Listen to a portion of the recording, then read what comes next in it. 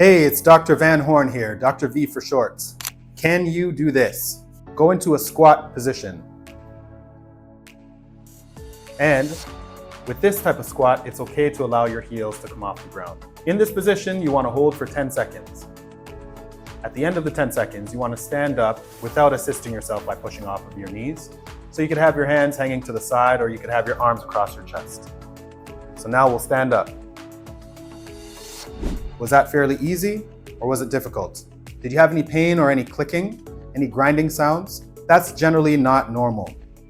There are many structures in the knee that can cause pain. Pain could be caused by a meniscus, a ligament, a tendon, a bursa. There's so many different structures. And with that said, if you're having difficulty, you probably want to get it checked out. There are different remedies to be able to improve the knee, to strengthen it, to make it more flexible. So if you are having problems, if you are having pain, click the link in the bio.